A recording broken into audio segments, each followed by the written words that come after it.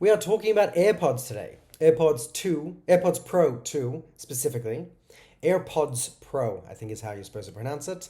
And we're going to be talking about two kind of specific things inside of it. The first one is the hearing aid. So we're going to continue on from before, but there's obviously a new announcement today. So we're going to dive into that a little bit, and then we're going to jump into AI and look into that. And we're going to branch off into a few things over here. So some of them will be like sensors and healthcare, future of healthcare, things like that, biometrics. And the other one will be personal assistants. So our own personal agents, things like that. So for yesterday's news, probably about 12 hours ago or something, the FDA has actually now approved the hearing aids feature. It's going to be the first over-the-counter software hearing aid, which is pretty interesting. One of the last brain streams that I spoke about this, I quoted the figures being like 5,000 to 10,000. A lot of people seem to be now I'm not really in the market of this. It seems to be that people are kind of being a little bit more, less conservative and saying it's more around the 1,000 to 5,000 mark. So like 1,000, 2,000 kind of thing. But the idea over here is very simple. We're making it much easier, much more accessible, much more affordable. So whether it is something like $10,000 or even if it's something like $1,000, but the fact that you need to have appointments, go into a specialized clinic in order to take a hearing test, to have many appointments, in order, I think I said that, in also to be able to go through all these tests that you don't necessarily understand, then get hearing aids that might not pair very well with your devices, or things like that. This just makes it a lot more accessible. So very quickly, they have a prevention that's coming to, I think, more than the AirPods and more iPhones. And prevention mode is basically just like, if you go into places where some noises get a bit too loud, they're going to clip the things that go into crazy decibels. So like sirens or lawnmowers or rock concerts or things like that. And we'll make it a lot easier. So they'll serve more as like earbuds type of thing. Then you've got the hearing test, which we've had them before. This is not the first time a hearing test has come to an iPhone, but this is the first party app. First time it's come to a first party. And also the other ones that I've seen, they do allow you to upload an audiogram and do it that way. But most of the time, the figures don't go in well, and therefore you have to plug it in yourself. And even then, you have to play around with it. So you need to actually know an audiologist or have someone that can look over these things to make sure you've done it correctly. Apple's making it insanely simple. So obviously a very Apple kind of way. From what I've seen, they're using some sort of acoustics. I read a little bit about the testing, but it seems to be very simple. They play a little sound and you kind of just press a button and say like when you can hear it. They create a profile, and then this kind of translates to everything automatically. It's not just your music, it's now your phone calls, movies, YouTube, any music, anytime, or audiobooks, podcasts, things like that. Anytime that you have audio, your profile is on your device moved around. It's also going to be accessible to MacBooks. I think that means MacBooks with your AirPods, that the MacBook is just going to be able to probably take care of some of the processing power. I'm not 100% sure because I was under the impression that most of the processing power is on the AirPods.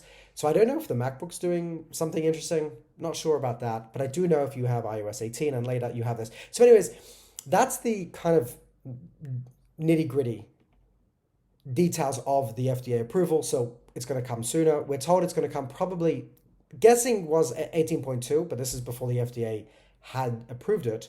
So it might come in 18.1. But I'm not a news channel or a review channel. I just wanted to share that because it's interesting.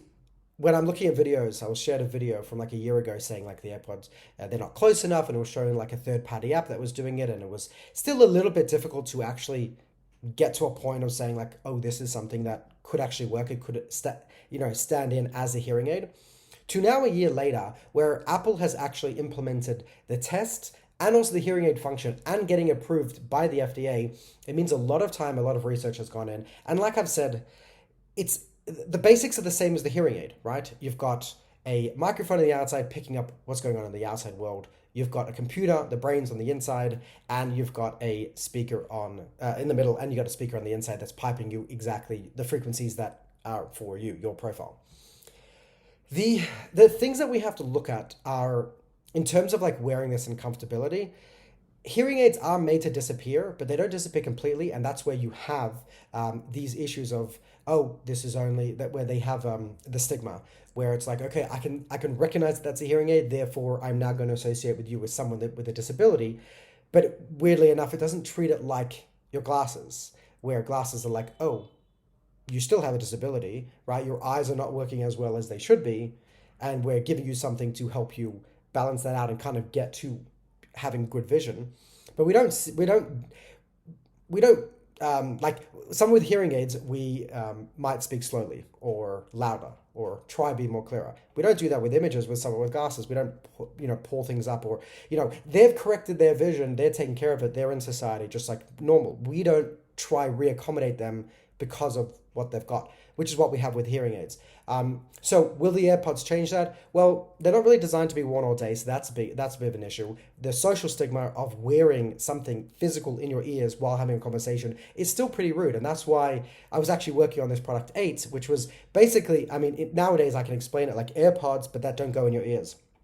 Something that can sit on your ears, that can pipe the sound into your ears privately so no one else hears what's going on, but allows you to walk around the world with nothing inside of your ears. So you can get the benefits of this. So here, like a hearing aid would be phenomenal because, well, you probably want the noise canceling so you don't get it mixed up, but I'm only just assuming that because, but if you can't really hear very well, and also this feature is not for people that like don't have hearing loss at all, and it's also not for people that have crazy hearing loss. It's more like the mid range, like minor to like mid.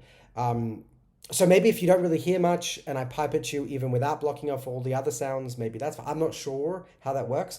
But it is but this whole point of like hearing aids you wear all day, they're designed to be, keep having a conversation because they're tucked away. They're meant to be as invisible as possible. Whereas with AirPods, they're not. They're very, very visible to people. And that people have told me, like with 8, the idea, like people pushing back against it is like, oh, people will figure this out. It's been probably 8 years or something. And it's still not socially acceptable. Like people do wear them, and a lot of people to get around this, they take about one ear, which loses the whole 3D thing, loses immersion. Also, it means that you have to make a gesture in order to do things. You sacrifice kind of like which world you're in, which world you're balancing in. So that was what we were trying to solve with 8. But with AirPods, it still has that issue. But I think the point that we should be focusing on over here is that we're getting to a point where we've got a device that in the US costs $250 and does not require you to go to an audiologist, does not require to go, to wait in line to make an appointment somewhere. You could do the hearing test at home. I'm not sure if it's a couple minutes, 1 minute or 10 minutes, but it's definitely less than 10 minutes. It's in that range of minutes, right? You're in the comfort of your home, and a device that you've probably already got for your music, your podcasts, your movies, things like that, that's in your pockets for $250. You don't have to start dealing with insurance and things like that. Like, that's insanely simple. That's going to change the game. Now, the people on the extreme ends, yes, you can argue about that. You can argue about, well, battery life doesn't allow you to wear it all day. And what will the hearing aid feature do to the battery life? That's interesting. And there are a few things of like, how am I going to appear in public? But it's definitely, I think you would have to agree, quite interesting, and it can only get better from here. Now, I do think that this is going to happen also with other disabilities. I think like with glasses, like I spoke about last time, which we can get into another time. But it also points to this idea of like, what's this going to look like when our devices have more and more features and we solve the battery life? Are we going to be wearing AirPods, or are we going to require a different kind of device that doesn't block our ears but gives us these phenomenal powers? Because think about it, the next step, hearing aids is amazing, right? We've tackled quite a few things all the AirPods have. Hearing aids is a great feature. Imagine once they start putting sensors. It's a lot of people that are wearing like armbands, and I kind of feel like I want to do a second continuation of this because I just saw an armband the other day and I want to talk about this kind of thing.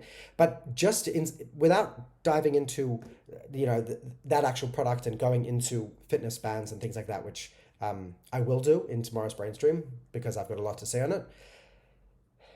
This idea of putting in a lot more sensors that before were like on your Apple Watch, and wearing them and getting personalized suggestions, but based on data, what will that do?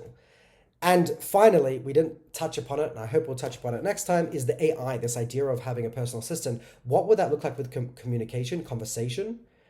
And what would that look like all day? What will the AirPods look like, or will we need a new class of devices? Anyways, that's it for now. I will see you guys in the future.